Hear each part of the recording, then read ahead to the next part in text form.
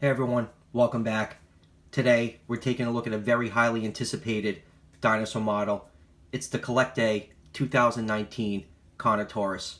A lot of people have been waiting for CollectA to make a Carnotaurus, and they finally gave us one this year. I just got this model in a few days ago. It just became available on Everything Dinosaur for about $20, so I'll leave a link in the description if you're interested in picking this guy up. And right off the bat, looking at this thing, it's beautiful. You can tell it's a very well-researched, well-sculpted model. It is part of CollectA's deluxe assortment. It is listed as 140 scale, but that's not the case. A lot of the models in their 140 scale range are either bigger or smaller than that scale. So since we're talking about scale, let's take out the tape measure and give this guy some measurements.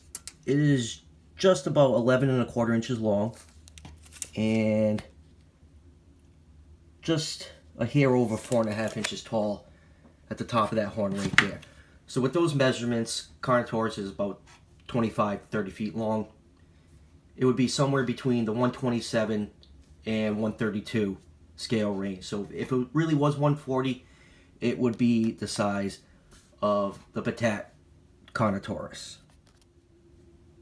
Now the cool thing about Carnotaurus, when there's only one specimen known and it's relatively complete, it even had skin impressions, almost most of the upper body was preserved.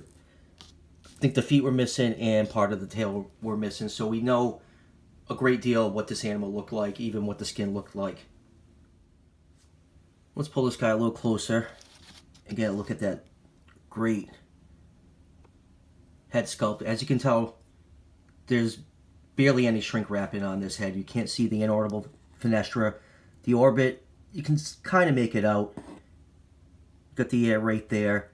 Now, they did not add an articulated jaw, which I'm glad they didn't. CollectA is okay with their articulated jaw. Papo is much better at it, and I think if they did add it, it would take away from this beautiful sculpt. And you can see they did go with their typical carnivore war paint, but it's not as bad as some of the other models like their Ceratosaurus. It's just a cream color stripe over the nose, over the eye, and a couple down the neck. It's really not too distracting. You can see the eye is painted completely black, and if we look at it from the front, you can see it has semi binocular vision, and that just looks great from the front like that. The way this figure is sculpted, the head is tilted to the side like it's just about to attack. Really, really cool. The mouth, inside the mouth is beautifully painted. All the teeth are painted really well. No paint blemishes on the teeth, because I know it can be a pain to paint these. The neck, get this to focus. The neck is nice and long, as powerful as it should be in Carnotaurus. You got those very useless vestigial arms right there. You got all these nice bumpy osteoderms starting from the top of the head going all the way down to the base of the tail. And you also got this nice row of spikes that goes right to the tip of the tail. You got some nice sculpted in skin folds along the neck, going down to the legs, and after the tail, going right down to almost the tip. The feet aren't oversized because this figure is on a base, which is good, because usually we get these bipedal standing theropod toys, the feet are usually oversized to help with stability. So a lot of the CollectA theropods come with a base, and they have really upped the detail on their bases. Like some of the earliest stuff are very plain looking. Like if you look at their Torvosaurus, on this one you can see some leaves sculpted in. So if you want to paint those in to bring a little bit more color to the base, that would be pretty easy to do.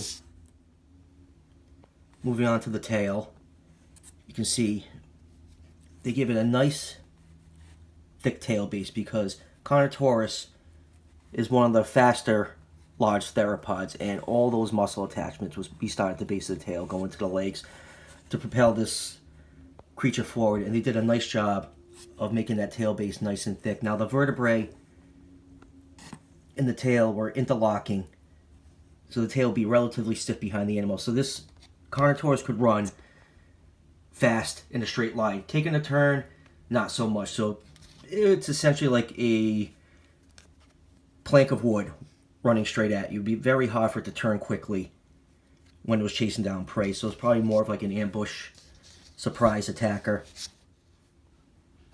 The color scheme is mostly a rusty color. The top kind of has like a darkish brown going to it. We already went over the cream colored war paint. The underside is yellowish inside of the legs, going all the way down to almost the tip of the tail. And then, of course, we have the classic signature CollectA Dirty Cloaca. The claws and the fingers are painted gray, as are the feet claws. And this is just a beautifully sculpted Carnotaurus. The material they use when you're rubbing your finger against it, it almost feels slightly rubbery, but it's a very, very rigid model. Like you can't bend anything on it, but just has this, I don't know how to explain, it just almost feels like rubberized. Like there's like a rubberized coat over it. Maybe it's the type of paint they use, but it's a pretty cool feel. Absolutely love this Carnotaurus. Absolutely fantastic looking. So I'm going to take out a bunch of Carnotaurus figures because almost every company has made one, and we're going to compare them to this guy. Alright, first up for comparison is the old Carnegie Collection Carnotaurus. Old Carnegie Collection, you were going too soon. He's got a little chipped up from kicking around in one of my storage boxes. And next is the Batat Carnotaurus. This is the repaint one from Target. And next up is the other Carnegie Collection Carnotaurus, which is still a fantastic Carnotaurus model if you can still find one, because the line it has been discontinued for a few years now. And next is the Papo Carnotaurus, which is still a great Carnotaurus figure. Almost all these Carnotaurus figures are great in their own way. And next is the Rebor Crimson King Carnotaurus with its blue tongue. If anyone knows, I get very excited when I see a blue tongue. And here is the Mattel Jurassic World Carnotaurus toy. And last but not least is the Safari LTD 2019 Carnotaurus, which is still a great model. A little bit more heavily bodied than most Carnotaurus models, but still a great model in its own right. And I got a few other CollectA models. Here it is with the CollectA Deluxe Feathered T-Rex.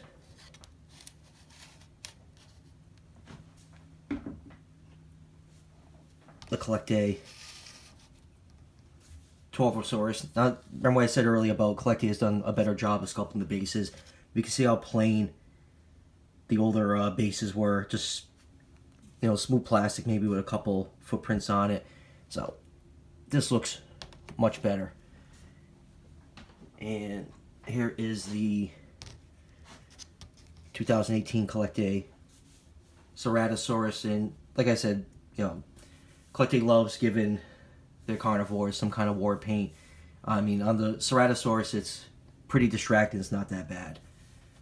On the Carnotaurus, and like I said, with their articulated jaw, I'm glad they didn't add one to this because their jaws are okay. They just don't close completely flush like, say, the Papo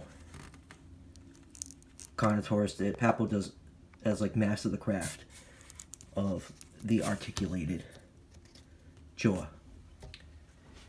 And last but not least, here is another one. Focus. The 2019 CollectA Borillo Pelta.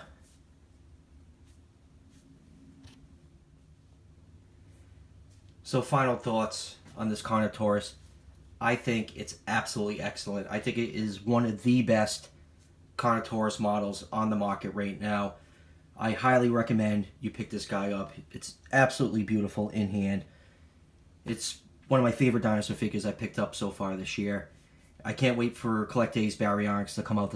That's another one I'm looking forward to. And like I said earlier, you can pick this guy up right now from Everything Dinosaur for about $20. I'll leave the link in the description. So, thanks for checking out the review, guys. Don't forget to like and subscribe. The subscriptions really help the channel grow, and the channel is growing. I do appreciate everyone that has subscribed so far.